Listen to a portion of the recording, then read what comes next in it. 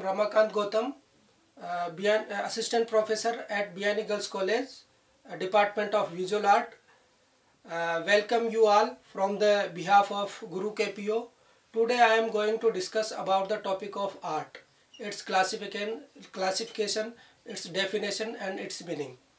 So we are discussing about the topic of art. कला शब्द की उत्पत्ति कैसे हुई, कला का क्या इतिहास है, इसके बारे में हमें जानना आवश्यक है। बेसिकली विजुअल आर्ट के बच्चों के लिए यह बहुत ही इम्पोर्टेंट है। कला की जब हम बात करते हैं तो हमारे दिमाग में एक बात आती है कि कला की उत्पत्ति मनुष्य की उत्पत्ति के साथ हुई है। मनुष्य ने प्रकृति की गोद में जब भी जन्म लिया, वो अपने आप की अपनी भावनाओं को अभिव्यक्त करने के लिए किन्हीं किन्हीं माध्यमों को उसने सेलेक्ट किया। उन माध्यमों में चित्रकला, मूर्ति कला, स्थापत्य कला ये माध्यम थे। शुरुआत में जब वह प्रकृति में गुफाओं में रहता था तो वो अपने जीवन में जो भी करता था या उसकी जो भावनाएं थी उन भावनाओं को उसने गुफाओं में अभिव्यक्त किया, गुफाओं में चित्र बनाकर अभिव्यक्त किया। तो इस प्रकार प्रागैतिहासिक काल से लेकर आज तक जो कला की परिभाषाएं निर्धारित हुई उनमें सबसे इम्पोर्टेंट है कि कला मानवीय भावनाओं की सहज अभिव्यक्ति है।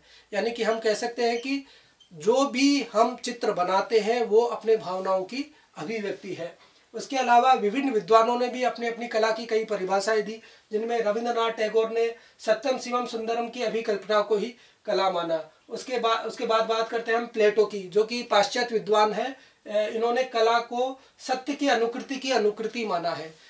प्लेटो का मानना है कि ईश्वर की बनाई हुई कृति का ही हम अनुसरण कर सकते हैं। हम ईश्वर नहीं है, हम उसकी अनुकृति का अनुकरण कर सकते हैं। इसलिए प्लेटो के अनुसार सत्य की अनुकृति ही कला है।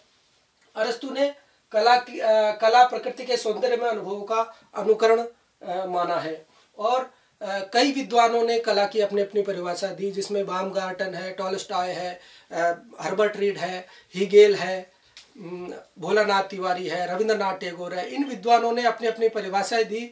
तो सारतः यही आता है कि मानवीय भावनाओं की सहज अभिव्यक्ति ही कला है। अब हम बात करते हैं कला शब्द के अर्थ की। चूंकि कला शब्द लैटिन भाषा के आर्स शब्द से बना है ARS, जिसका अर्थ है शिल्प यानी कि क्राफ्ट, और या हम कह सकते हैं नैपुण्य विशेष, यानी कि किसी भी चीज में दक्षता हासिल करना ही एक कला है। कलाओं के वर्गीकरण की जब हम बात करते हैं तो कई विद्वानों का मानना है कि कलाओं का वर्गीकरण नहीं किया जा सकता, क्योंकि शास्त्रों में कई प्रकार की कलाओं का उल्लेख किया गया। 64 प्रकार की कलाएं बताई गई है। उसके अलावा भी और भी कई शास्त्रों में अलग अलग कलाओं का वर्गीकरण किया गया है।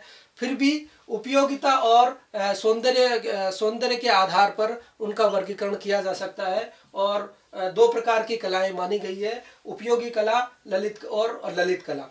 उपयोगी कलाओं का संबंध भौतिक आवश्यकताओं की पूर्ति से है और ललित कलाओं का संबंध मानसिक आवश्यकताओं की पूर्ति से है, जिसके अंतर्गत हम यूँ कह सकते हैं कि सौंदर्य बोध या आध्यात्मिक चेतना ही ललित कलाओं के अंतर्गत व्यक्त की जाती है। उपयोगी कलाओं के अंतर्गत हम काष्ठ कला, स्वर्णकारी, दस्तकारी को ले सकते हैं। और ललित कलाओं के अंतर्गत हम काव्य कला, संगीत कला, चित्रकला, मूर्ति कला और स्थापत्य कला को लेते हैं। अब हम बात करते हैं उपयोगी कला और ललित कला। अब हम बात करते हैं हीगेल के विभाजन की। हीगेल ने कलाओं का विभाजन दो आधार पर किया, दृश्य और श्रव्य, यानी कि जिन्हें हम देख सकते हैं वो दृश्य कलाओं के अंतर्गत रखा और जिन्हें हम सुन सकते हैं उन्हें श्रव्य कलाओं के अंतर्गत रखा। यानी कि हीगेल का जो वर्गीकरण था वो दो प्रकार का था, दृश्य कलाएं एवं श्रव्य कलाएं। उसी को आगे चलकर अंततः जो ललित कलाओं का जो वर्गीकरण किया गया वो इस प्रकार है: दृश्य कलाएं और प्रदर्शनकारी कलाएं, विजुअल आर्ट एवं परफॉर्मिंग आर्ट। दृश्य कलाओं के अंतर्गत चित्रकला, मूर्ति कला और वास्तुकला आती है, और प्रदर्शनकारी कलाओं के अंतर्गत काव्य कला, संगीत कला, नृत्य व नाट्य कला आती है। जब हम बात करते हैं चित्रकला की, तो चित्रकला की परिभाषा क्या है, चित्रकला का क्या इतिहास है, तो किसी भी सतह पर रंग आकार रंग या रेखा के द्वारा कोई आकार का आभास कराना ही चित्रकला है, जिसमें हम कागज़, कपड़ा, रंग ब्रश आदि का यूज करते हैं। चित्रकला के प्राचीन इतिहास को हम देखें तो चित्रकला 3 प्रकार का हमें इतिहास मिलता है, भित्ति चित्र, पट चित्र और फलक चित्र के रूप में। और जो चित्रकला का प्रारंभ है वो आरेखन से होता है, यानी कि ड्राइंग से होता है, जो कि हमें प्रागैतिहासिक कालीन गुफाओं में देखने को मिलता है। यानी कि रेखाओं से लेकर रंग तक की जो हमारी यात्रा है वो चित्रकला के माध्यम से चली आ रही है। दूसरा है मूर्तिकला, जिसके अंतर्गत हम विभिन्न माध्यमों में त्रिआयामी प्रभाव उत्पन्न करते हैं। अगर विभिन्न माध्यमों में त्रिआयामी प्रभाव उत्पन्न करने के लिए विभिन्न माध्यमों की आवश्यकता होती है। उन माध्यमों में पत्थर है, लकड़ी है, धातु है आदि माध्यमों का प्रयोग किया जाता है। और विभिन्न शास्त्रों में प्रतिमाओं के मान, गुण, दोष, आसन, अलंकरण, परिधान आदि के नियम निर्धारित किए गए, जो कि हमें शास्त्रों में देखने को मिलते हैं। और इसका प्रायोजन धार्मिक, स्मारक और अलंकरण, इन 3 रूप में मूर्तिकला का प्रायोजन हमें देखने को मिलता है। तीसरी है आर्किटेक्चर यानी वास्तुकला। वास्तुकला जिसमें वास्तु शब्द वस धातु से उत्पन्न हुआ है, जिसका अर्थ होता है निवास करना। यानी कि मनुष्य जिस घर में या जहाँ पर भी मनुष्य रहता है उसे वास्तुकला के अंतर्गत लिया जाता है। वास्तुकला में मंदिर आ गए, भवन आ गए आदि। मंदिर की जो परिकल्पना की गई वो मनुष्य के शरीर से की गई। मनुष्य का जैसा शरीर है उसी प्रकार मंदिर की कल्पना भी की गई है। शुक्र नीति सार, सूत्रधार मंडन, सम्रांगण सूत्रधार, मानसार, वास्तु रत्नावली आदि वास्तुकला के और मूर्तिकला के प्रमुख ग्रंथ हैं, जिनमें कि हमें इनके नियम देखने को मिलते हैं। मूलतः वास्तु की शैलियाँ 3 शैलियाँ हैं, नागर, द्रविड़ और बेसर।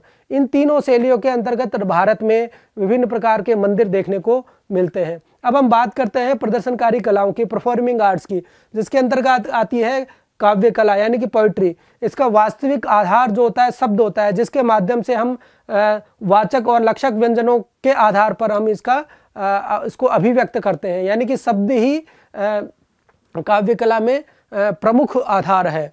दूसरा आता है संगीत कला। संगीत क्या है?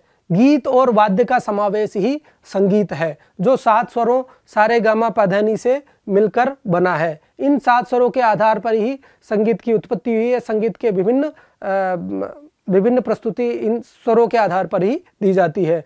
तीसरा है नृत्य व नाट्य कला। नृत्य व नाट्य कला का जो प्रमुख ग्रंथ है वो है भरत मुनि का नाट्यशास्त्र, जिसमें नाट्यशास्त्र संबंधी विभिन्न नियमों का उल्लेख किया गया है। नाट्यशास्त्र के अंतर्गत वाक्यार्थ की जो प्रतीति है वो अभिनय के माध्यम से की जाती है, और जो 4 प्रकार के होते हैं, आंगिक, वाचिक, आहार्य और सात्विक। आंगिक के अंतर्गत हम अंगों के द्वारा, प्रत्यंग के द्वारा हम अपनी भावनाओं के अभिव्यक्त करते हैं। वाचिक के वाणी के द्वारा, भाषा के द्वारा हम अपनी अभिव्यक्ति करते हैं। आहार्य के अंतर्गत हम आहार, केयूर, अपनी वेशभूषा के माध्यम से अपनी अभिव्यक्ति करते हैं। और सात्विक के अंतर्गत हम अपने भावों के द्वारा ही अपनी अभिव्यक्ति करते हैं। Thanks for watching this video. Please like, comment, share and don't forget to subscribe our YouTube channel and visit our website gurukepio.com. Thank you.